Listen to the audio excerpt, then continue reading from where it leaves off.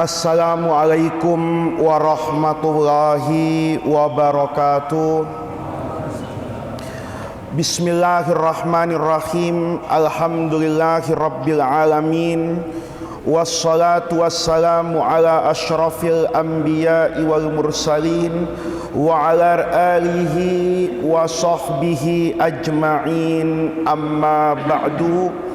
Bapak-bapak hadirin sekalian, marilah kita buka pengajian kita pada malam hari ini seperti biasanya dengan membacakan suratul Fatihah. Semoga dengan keberkahan bacaan Ummul Quran ini kita niatkan yang pertama kali untuk diri kita masing-masing. Semoga Allah Subhanahu wa ta'ala senantiasa mencurahkan rahmat, taufik dan hidayahnya kepada kita semua.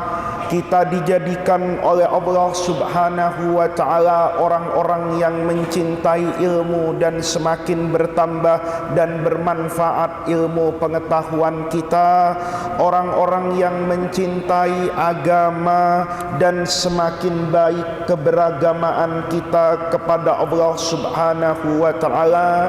Dimudahkan semua urusan kita fid dunya wal akhirah. Niat yang kedua, kita niatkan bacaan suratul Fatihah ini untuk kedua orang tua beserta keluarga kita semua. Semoga mereka yang masih hidup diberikan oleh Allah Subhanahu wa ta'ala kesehatan yang baik, kesembuhan dari segala penyakit, rezeki yang halalan thayyibah, umur yang panjang dalam ketaatan kepada Allah Subhanahu wa ta'ala, dimudahkan semua urusan mereka fid dunya wal akhirah. Untuk keluarga kita yang sudah meninggalkan kita semua, semoga Allah Subhanahu wa ta'ala senantiasa melapangkan kehidupan mereka di alam kuburnya, mengampuni segala khilaf dan dosa mereka, serta menyatukan kita semua bersama mereka kelak di dalam surganya. Niat yang ketiga, kita niatkan bacaan suratul Fatihah ini untuk semua orang yang telah berjasa dan berbuat baik kepada kita semua. Semoga Allah Subhanahu wa ta'ala senantiasa menerima amal ibadah mereka serta membalasnya dengan balasan yang berlipat ganda. Ala hadhihin niyah wa ala kulli niyatin salihah wa ila hadratin nabiyil mustafa Muhammadir Rasulillahi al-Fatihah. A'udzu billahi minasyaitonir rajim. Bismillahirrahmanirrahim. Alhamdulillahi rabbil alamin arrahmanir rahim maliki yaumiddin. Iyyaka na'budu wa iyyaka nasta'in. Ihdinas siratal mustaqim. Siratal ladzina an'amta 'alaihim ghairil maghdubi 'alaihim waladdallin. Amin. Bapak-bapak hadirin sekalian, pengajian kita pada malam hari ini tentu meneruskan dari apa yang kita bahas pada pengajian yang lalu. Pada pengajian yang lalu kita sudah menyelesaikan pembahasan yang terkait dengan zakat fitrah. Maka terkait dengan zakat yang wajib itu sudah kita bahas semuanya. Sebelum Ramadan kemarin kita sudah menyelesaikan zakat yang terkait dengan harta, zakat yang terkait dengan hewan ternak dan seterusnya. Kemudian setelah Idul Fitri kemarin kita membahas tentang zakatul fitri. Maka pada malam hari ini kita akan masuk bab yang baru, yaitu babu shadaqatit tatawwu, bab yang membahas tentang sedekah infak yang bersifat tatawwu. Tatawwu itu adalah semua pekerjaan yang menggambarkan ketaatan kepada Allah, tetapi pekerjaan tersebut tidak masuk dalam kategori wajib. Jadi kalau sholat itu ada sholat yang namanya sholat wajib, ada sholat yang namanya sholat sunnah.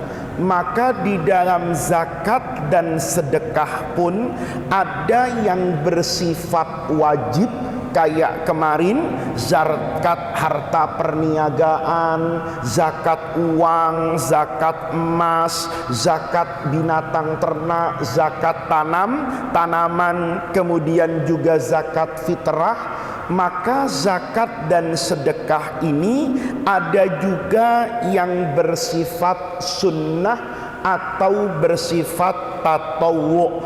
Kalau dikerjakan itu tentu memiliki pahala, keutamaan dan keistimewaan. Kalau ditinggalkan, orang tadi juga tidak mendapatkan dosa. Ini adalah shadaqatut tatawwu, tetapi sangat didorong dan dianjurkan oleh Allah di dalam Al-Quran. Misalnya kalau Bapak membuka di surah Al-Baqarah, Allah subhanahu wa ta'ala berfirman, man dzalladzi yuqridullaha qardan hasanan fayudha'ifahu lahu ad'afan katsiratan. Kata Al-Quran, man dzalladzi yuqridullaha qardan hasana, siapa orang yang mau yukrid. Yukrid itu meminjamkan. Ini bukan berarti Allah itu miskin pinjam uang, tetapi ini adalah gambaran tentang metafora majas. Allah ingin menggambarkan agar orang itu terdorong. Kata Allah, siapa orang yang mau meminjamkan kepada Allah begitu banyak kebaikan, qardon hasanan, nanti ibarat orang yang melakukan transaksi utang piutang, bayarnya itu jangan kamu ragu-ragu. Allah itu maha kaya. Kalau kamu bersedekah satu, Allah bisa balas berlipat ganda tanpa pernah kamu bayangkan. Kayak di dalam Al-Quran misalnya, Allah mengimpamakan lagi mathalul ladzina yunfiquna amwalahum fi sabilillahi kamathali habbatin ambatat sab'a sanabila fi kulli sumbulatin mi'atu habbah. Orang yang bersedekah itu jangan pernah melihat jumlahnya, tetapi karena ini dipersembahkan untuk Allah, orang yang bersedekah satu, kata Allah itu kamathali habbatin, kayak orang yang nanam satu biji-bijian, dilempar biji-bijian bibit ini ke dalam tanah, kamathali habbatin ambatat sab'a sanabila, nanti dari bibit yang satu itu kita lempar, tumbuh satu batang pohon. Batang pohon ini memiliki 7 cabang. Fi kulli sumbulatin, nanti pada satu dahan, satu cabang itu ada 100 lagi buah-buahannya misalnya. Maka dari yang satu Allah lipat gandakan jadi 7, Allah lipat gandakan jadi 100, Allah lipat gandakan jadi 700. Itu nanti ditutup ayat tersebut, Allah itu bisa melipat gandakan sebesar apapun untuk siapapun, karena Allah itu adalah Tuhan yang maha kaya. Maka di sini bapak-bapak, dorongan orang untuk berinfak itu dicatat dalam banyak ayat Al-Quran dan juga dalam banyak hadis-hadis Rasulullah Sallallahu Alaihi Wasallam. Maka kita baca hadis yang pertama. Wa an Abi Hurairah radhiyallahu taala anhu anin Nabi sallallahu alaihi wasallam qala sab'atun yudhilluhumullahu fi dhilli yauma la dhilla illa dhilluhu. Fadzakarul hadisa. Ini hadisnya kan panjang, Pak. Sab'atun yudhilluhumullahu fi dhilli yauma la dhilla illa dhilluhu. Itu lengkapnya itu ya. Kalau kita lihat, imamun adilun wa syabun nasha'a fi ibadatillahi wa rajulun qalbuhu mu'allaqun bil masajidi wa rajulani tahabba fillahi idza jtama'a wa tafarraqa wa rajulun da'athu imra'atun dzatu mansibin wa jamalin faqala inni akhafullaha. Ya, kemudian hadis yang kita mau bahas, wa rajulun tasaddaqa bi shadaqatin fa akhfaha hatta la ta'lama shimaluhu ma tunfiqu yaminuhu muttafaqun alaihi. Hadis ini diriwayatkan oleh Al-Imam Al-Bukhari tentang keistimewaan sab'atun. Ini ada yang menafsirkan sab'atu askhas. Ada 7 orang. Ini kalau belajar ilmu usul fikih, mafhumul adat itu bukan dalil. Artinya kalau hadis ini menyebutkan ada 7 orang, itu tidak terbatas pada 7 itu.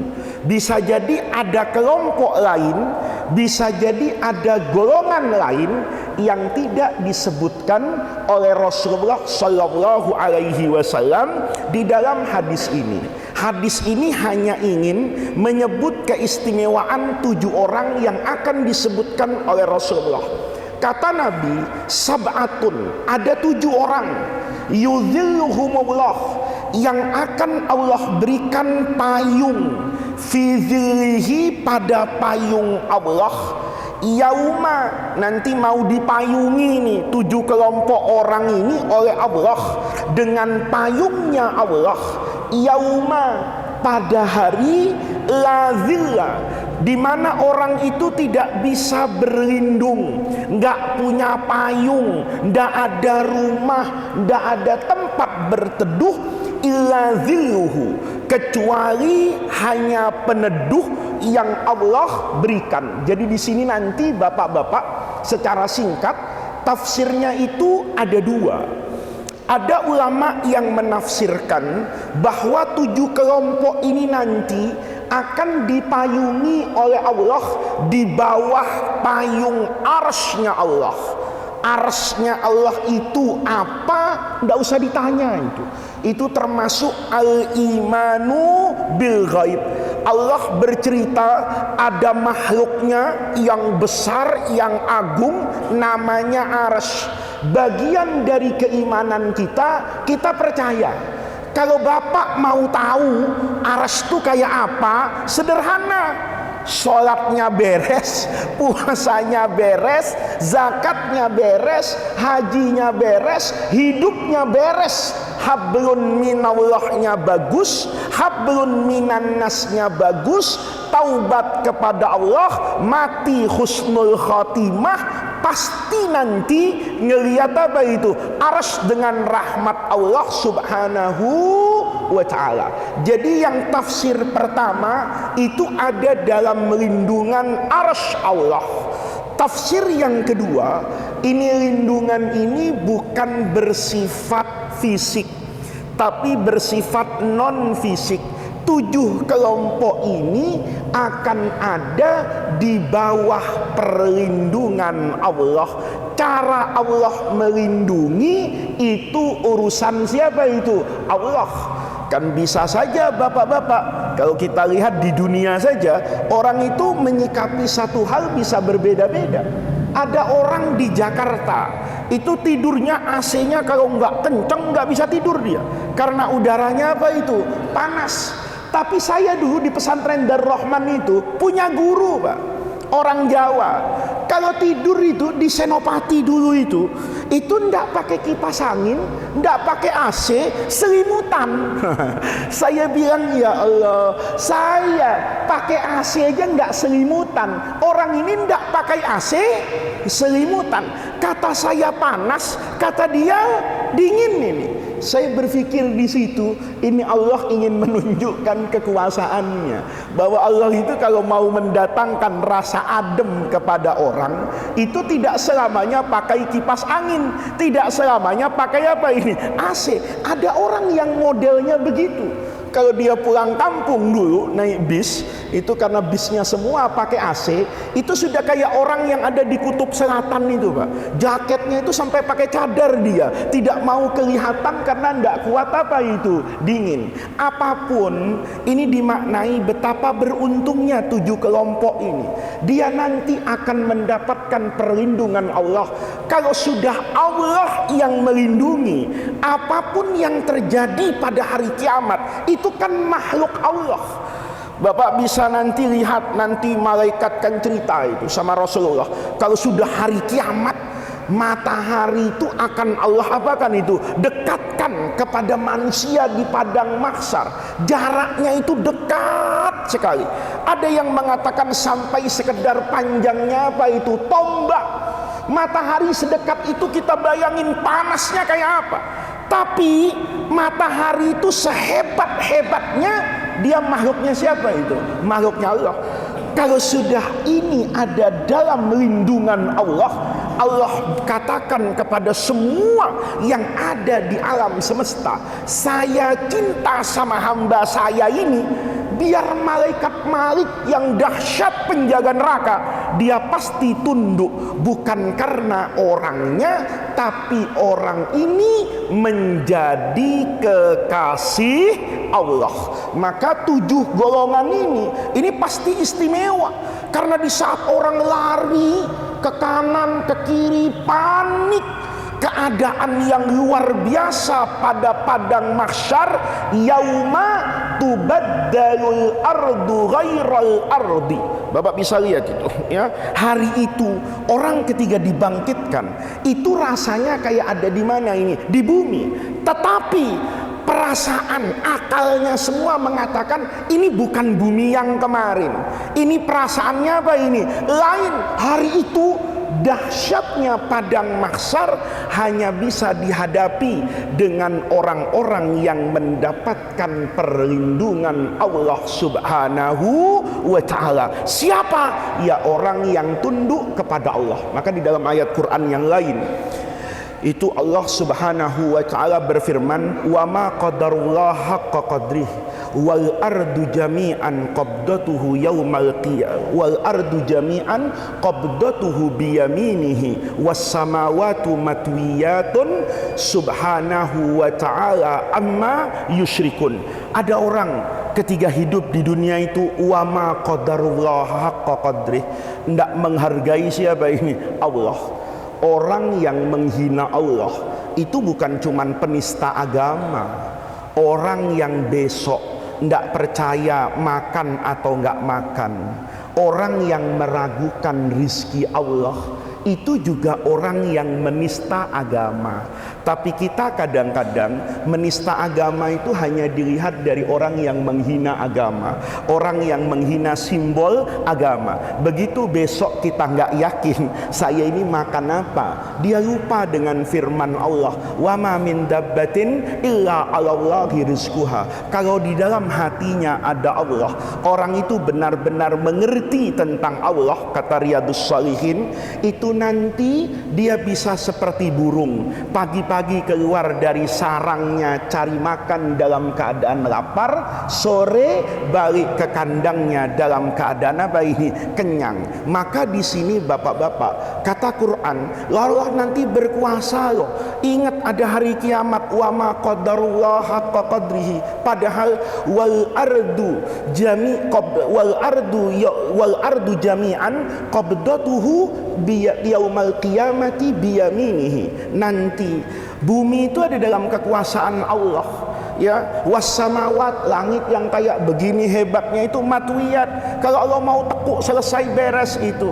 Manusia tidak mau apa ini? Mau menghargai dan tunduk kepada Allah. Maka di sini hari yang sangat menegangkan itu bapak-bapak, itu hanya bisa kita hadapi kalau kita melakukan amal-amal soleh yang disebutkan di dalam apa ini? Hadis. Ini saya baca singkatnya tabarrukan.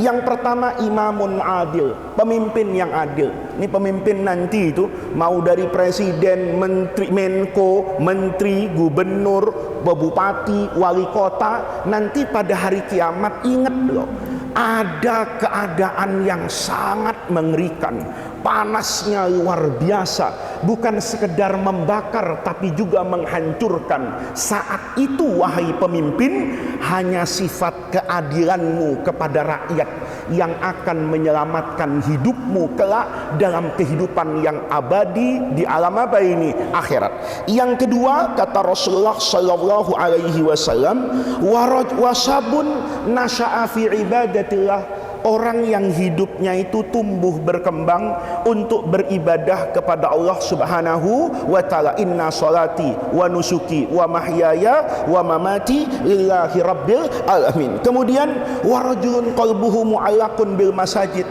orang yang hatinya itu selalu teringat dengan masjid. Ini namanya pekerjaan yang paling afdol, itu merindukan sholat setelah sholat. Jadi setelah duhur itu, ya Allah, tidak bisa sholat saya ini, sholat fardu. Kenapa? Belum waktunya asar. Kangen sama rasa waktu apa ini? Asar. Kalau kita sebaliknya, ya Allah jangan asar dulu, saya mau tidur, kan begitu. Nah ini namanya kita tidak mu'allaqun bil masajid. Kemudian warajulani, nah ini penting lagi nih, dua orang nih Pak, laki perempuan sama lah, tahabba fillah, itu saling mencintai, berteman, bersahabat. Itu berteman, bersahabat itu fillah, karena Allah. Kalau temannya itu orang yang taat kepada Allah, maka dia cintai temannya. Tapi kalau temannya tidak taat kepada Allah, sedekat apapun, maka dia berpisah dengan temannya. Ini susah. Kita kadang-kadang berteman itu karena duit, sering ngajak traktir, biar dia tidak sholat juga tidak apa-apa, biar dia tidak puasa juga nggak apa-apa, biar dia fasik juga nggak apa-apa, dibela mati-matian depan orang karena persahabatannya dibangun atas dasar manfaat dunia wiyah. Itu kelompok yang selanjutnya. Kemudian ada orang da'at humra'atun, diajak berzina ini sama perempuan zatu mansibin, perempuan yang punya status sosial yang tinggi, wajah malin, cantiknya luar biasa. Jawabannya cuma satu, inni akhafullah, saya takut kepada Allah Subhanahu wa ta'ala. Nah kemudian selanjutnya nanti ada rajulun dzakarallaha khalian, orang yang zikir kepada Allah sendirian bisa nangis, ya, itu pahalanya besar. Kalau nangis di masjid belum tentu Pak, ya. Kadang-kadang mau dibilang wah ini orang khusyuk, ini orang yang qalbunnya khasyiah kepada Allah. Tapi orang yang nanti dapat perlindungan Allah itu orang yang menangis ketika zikir kepada Allah dalam kesendirian. Itu yang 6. Yang 7 ini yang mau kita apa ini? Kita bahas pada pengajian kita malam hari ini. Siapa orang yang istimewa ini diantaranya? Warajulun, dan seorang laki-laki, ini perempuan juga termasuk, tasaddaqa, yang dia bersedekah, bisodakotin, dengan satu sedekah, fa'akhfaha, sedekahnya itu dia umpetin.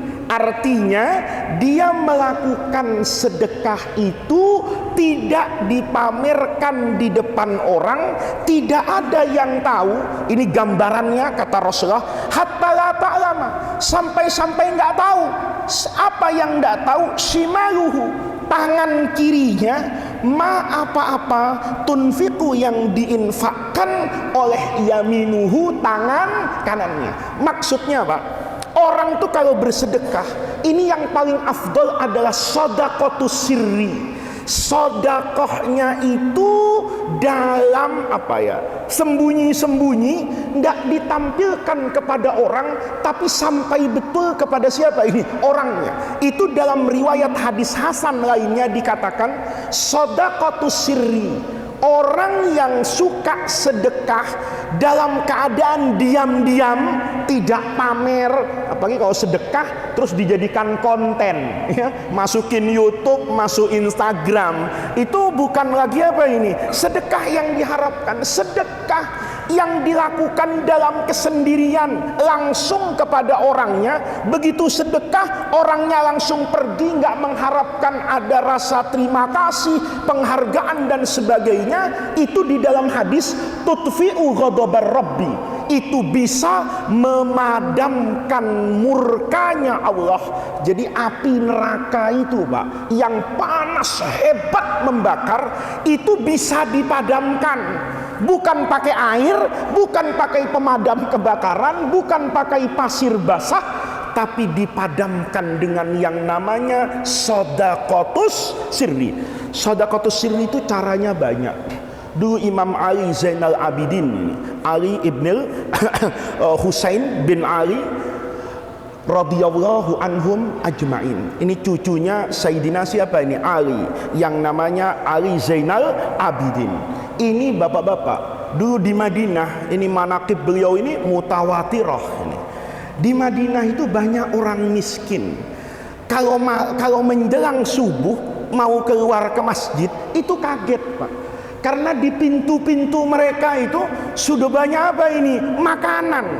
Tanpa mereka pernah tahu siapa ya yang nganterin makanan kemana ini, ke depan rumah-rumah mereka. Hingga pada satu hari Sayyidina Ali Zainal Abidin ini wafat. Begitu wafat, maka berhenti itu sedekah-sedekah itu. Kok nggak ada ya yang sedekah-sedekah? Padahal dari kemarin apa ini? Lancar. Orang baru ingat, loh ini kan kemarin Imam Ali Zainal Abidin apa ini wafat. Jangan-jangan beliau kemudian dibuktikan oleh yang memandikan jenazah. Ini aib kan tidak boleh diceritakan, tapi untuk kebaikan diceritakan. Iya, kaget. Imam Ali Zainal Abidin itu tampan, kulitnya mulus, tetapi di punggungnya seperti ada banyak lecet. Kata yang memandikan, seperti orang yang sering memanggul beban yang berat. Maka boleh jadi setiap malam beliau tidak menyuruh siapa-siapa, tapi beliau angkat sendiri dalam gelapnya malam, dibagi-bagikan kepada apa ini orang-orang yang memang membutuhkan itu. Itu namanya Imam Ali Zainal Abidin. Itu rasanya sulit, Pak, untuk dilakukan hari ini. Kita kalau sedekah itu kepengennya diumumkan sekampung, kalau perlu se-Indonesia tahu kalau saya itu orang dermawan, banyak sedekahnya. Tapi orang soleh dulu itu bersedekah itu dalam kesendirian, Pak. Itu contoh satu, Pak. Dulu guru saya waktu ngaji ini di Mesir itu cerita. Di Mesir itu ada orang bertetangga, satunya tukang daging, satunya itu pelukis, ngelukis bunga-bunga untuk ditempel di perkantoran. Itu orang ahli melukis, rosam yang uangnya banyak. Tukang daging yang di sampingnya itu, ini apa tokonya, rukonya lah, yaitu dempetan, Pak, dempetan begini. Yang tukang daging ini terkenal, Pak, sebagai ahli dermawan.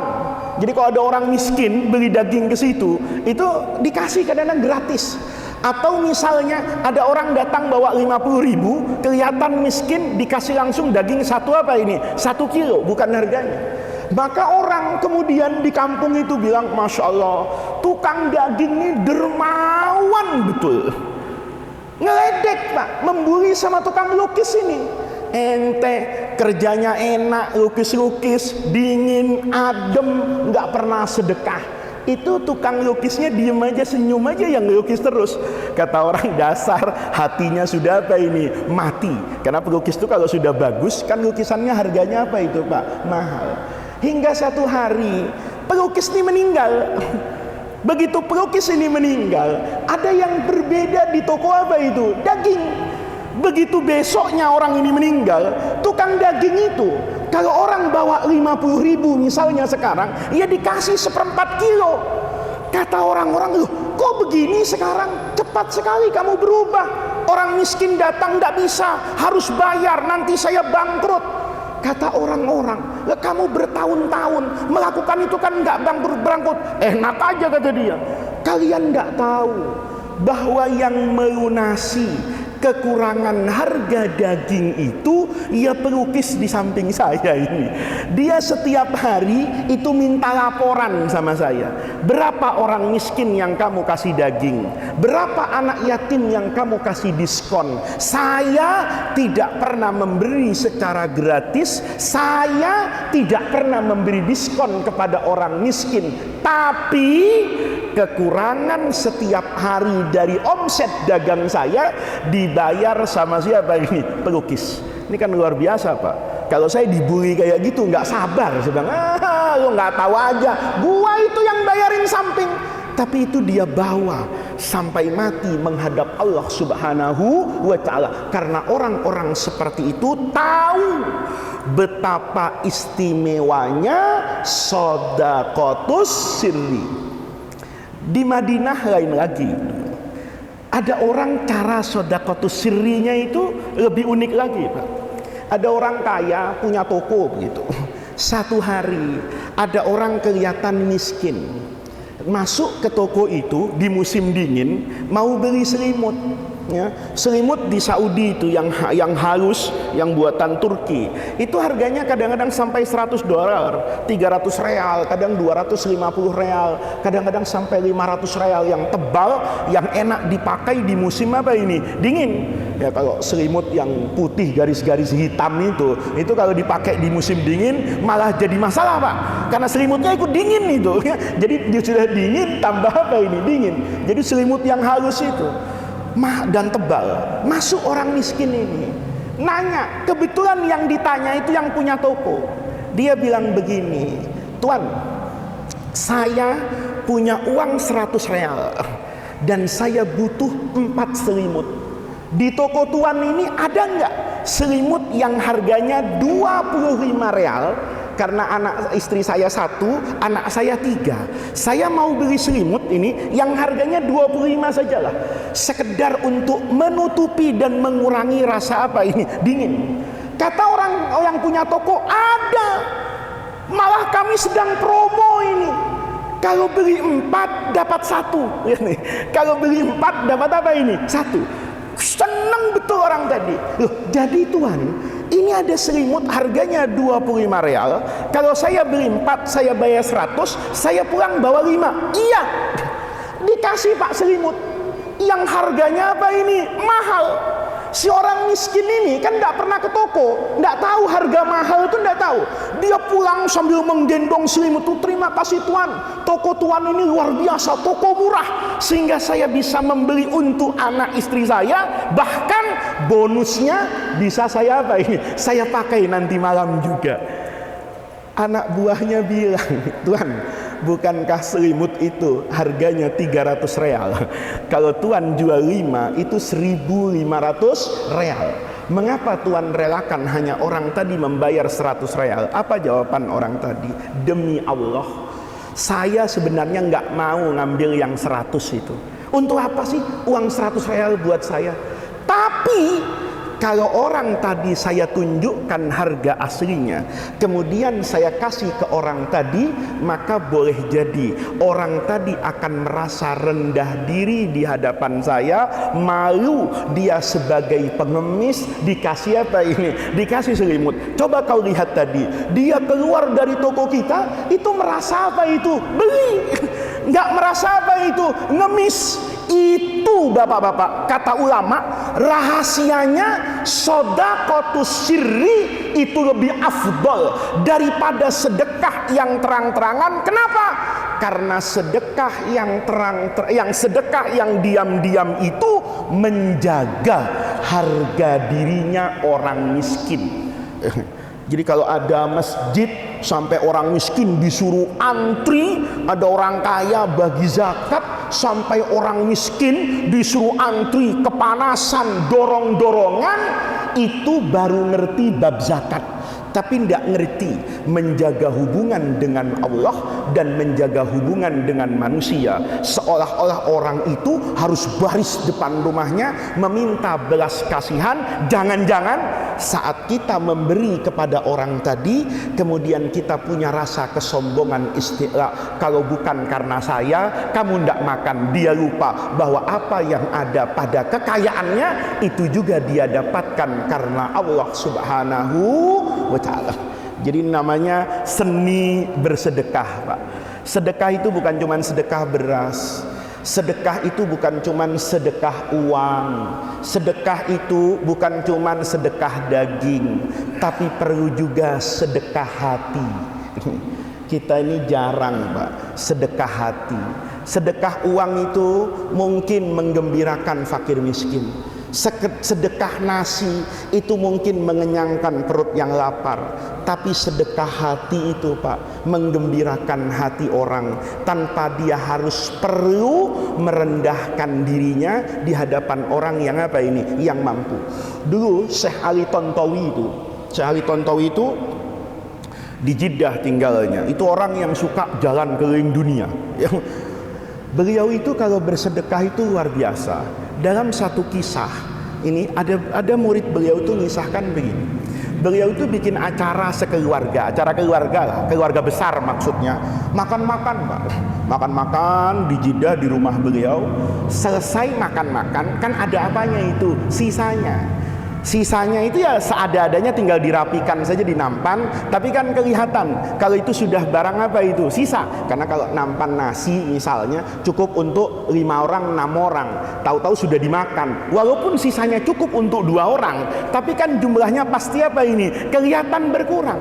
Maka anak perempuannya itu sudah dirapikan, Pak. Sudah pantas sebetulnya. Tapi dengan nampan yang apa ini? Yang besar.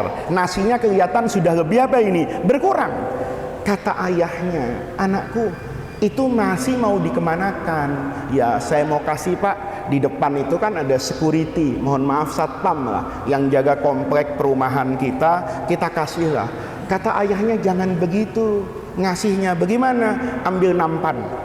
Ya, dari satu nampan itu dikasih piring, dikasih gelas, dikasih sendok, dikasih tisu, disiapkan untuk orang per orang, bukan lagi di dalam satu apa ini? Nampan. Ayahnya tanya, itu nasi, sisa itu cukup untuk berapa orang? Ya cukup, Pak, untuk 10 orang. Kalau gitu ambil 10 apa itu? Nampan. Ambil 10 piring, ambil 10 sendok, ambil 10 gelas, ambil 10 tisu, ambil 10 pisang, ambil 10 apa ini? Wortel, apel. Begitu buahnya ditata, nasinya di piring yang bagus, seolah-olah itu memang makanan untuk apa ini? Hidangan aslinya. Dikasih kepada siapa ini? Orang yang mungkin dikasih sisa saja sudah senang, apalagi dikasih dalam bentuk seolah-olah masih baru. Apa kata Syekh? Kalau kamu kasih seperti itu, maka mereka ketika makan akan mengucapkan alhamdulillah, tapi alhamdulillah sebagai orang fakir. Kalau kamu kasih seperti kita menyediakan kepada tamu, maka orang tadi mengatakan alhamdulillah, kami diingat dan diperlakukan seperti keluarga besar Syekh, makan dengan makanan yang sama dengan yang mereka makan. Ini juga bagian dari sedekah sirri, karena niatnya kan sedekah itu bukan sekedar ngasih apa itu makanan, tetapi sedekahnya dikemas seolah-olah mereka-mereka yang tidak diundang tadi menjadi bagian dari undangan. Ini bapak-bapak sekalian keistimewaan. Jadi pekerjaan itu semakin kita lepas dari manusia, itu akan menjadi semakin apa ini? Afdal. Tapi hari ini kan banyak yang berkurang, Pak. Orang kadang-kadang mau ngasih iftar, afdol itu loh Pak. Orang puasa dikasih apa ini? Berbuka. Tapi bawa wartawan, bawa kamera, terus ditulis sahur on the road misalnya, masuk TV, bagi-bagi nasi. Itu bukan sesuatu yang apa itu? Yang diistimewakan di dalam agama. Jadi agama selalu mendorong sedekah itu dilakukan secara diam-diam karena menguntungkan dua pihak. Orang yang memberi sedekah untung karena dia bisa dijauhkan dari sifat riya. Sementara yang menerima itu diuntungkan karena mereka tidak perlu menjaga air mukanya sebagai orang miskin yang harus antri di hadapan orang kaya. Tetapi ulama ketika membaca ayat Al-Quran misalnya, in tubdus sadaqati fa ni'immahi wa in tukhfuha wa tu'tuhal fuqara fahuwa khairul lakum. Agama mengatakan berinfak terang-terangan itu boleh, tetapi kalau kamu sembunyikan dan kamu berikan kepada fuqara secara diam-diam seperti penjelasan saya tadi, fahuwa khairul lakum, itu lebih baik. Maka ulama mengatakan ada sedekah Pak yang harus disampaikan secara terang-terangan, adalah sedekah untuk menghilangkan prasangka buruk dari orang lain. Jadi kalau bapak ini kaya, terkenal di kampung nggak pernah zakat gitu misalnya, maka bapak perlu apa ini? Zakat. Terang-terangan datang ke masjid, ini zakat saya ya. Nah, kenapa? Supaya orang nggak apa itu, nggak buruk sangka. Karena kalau bapak nanti zakatnya bapak sembunyikan juga, nanti orang ngomong dasar orang pelit, nggak pernah kedengeran zakat. Nah, ketika ada suara seperti itu, perlu bapak menegaskan bahwa saya sudah zakat, saya sudah infak, supaya orang lain tidak jatuh pada dosa besar, berghibah, mengguncing dan buruk sangka kepada saudaranya sesama apa ini? Muslim. Tetapi kalau ada orang yang sudah tidak meragukan kedermawanan saya, maka saya tidak perlu mengumumkan apa-apa yang saya infakkan. Buat saya yang terkenal di masyarakat bahwa orang itu pasti sudah zakat, orang itu pasti sudah sedekah, orang itu agamanya benar dan baik, maka saya tidak perlu untuk mengumumkan sedekah saya, karena boleh jadi pada kondisi seperti itu justru saya yang akan rugi karena terjerumus ke dalam sifat riya. Ini adalah shadaqatus sirri beserta keistimewaannya. Ini bapak-bapak, mudah-mudahan kita semua bisa melaksanakan shadaqatus sirri. Nah, yang tidak boleh lagi itu shadaqatus sirri ke janda muda, Pak. Itu biasanya diem-diem karena takut istrinya, takut Pak RW, takut masyarakatnya. Tapi maksudnya di sini karena satu dengan mulai ketawa ini. Jadi shadaqatus sirri itu adalah yang normal, bukan diam-diam karena takut. Ini kadang-kadang kan mau nyantuni ibunya anak yatim yang cantik, terus diam-diam. Begitu ditanya sama istrinya, abang kok sedekahkan sama itu, enggak bilang-bilang sama saya. Oh, lo enggak ngaji di Hayatul Islam minggu kemarin. Shadaqatus sirri itu Pak kepada orang. Tapi kalau kepada istrinya, enggak shadaqatus sirri Pak, ngomong. Itu ada tetangga nggak punya dia, saya bantu, karena nggak akan ada riya antara suami dengan apa ini? Istri. Kalau bapak shadaqatus sirri ketahuan belakangan, bapak dapat istimewa shadaqatus sirri, tapi istrinya minggat dari rumah Pak. Nah, ini perlu saya luruskan mungkin karena nanti lupa. Oh, terus keuangan bapak disembunyikan kepada istrinya. Kenapa? Ini shadaqatus sirri. Kalau ke masjid nggak apa-apa. Tahu-tahu istrinya tahu ini transferan bank, kan transfer pakai m-banking itu termasuk shadaqatus sirri Pak. Karena nggak ada yang tahu kecuali handphonenya kan. Terus dia transfer begini, akhir bulan istrinya ngecek Pak, kan mutasinya kemana aja. Loh, ini ada nama janda di kampung saya, abang kok nggak ngomong? Jangan saya dijadikan tameng. Mestinya lo ngaji. 31 Juli 2022 itu di Hayatul Islam diajarkan bahwa sedekah yang paling istimewa itu sedekah diem. Ini kalau enggak saya jangan sampai nanti ya bapak-bapak sedekah sirri dapat pahala, saya dapat dosa ngerusak rumah tangga bapak-bapak karena pemahaman yang salah. Ngomong sama istrinya, ini uang ya, gaji saya sekian, yang sekian saya mau infakkan. Istrinya nanya, infak ke siapa aja bang? Nggak perlu tahu. Sedekah sirri tudfi'u ghadabar Rabbi. Kalau betul ya, ini betul-betul sedekah sirri, saya ikut bertanggung jawab pak. Tapi kalau 80% dari sedekah sirrinya ini ke janda yang umurnya masih 20 tahun tanpa anak ya, bapak-bapak sudah di atas 40 tahun, saya tidak bertanggung jawab di hadapan Allah Subhanahu wa taala. Jadi ini pentingnya ngaji ya. Kalau cuman sedekah sirri, nanti orang ingatnya nikah sirri.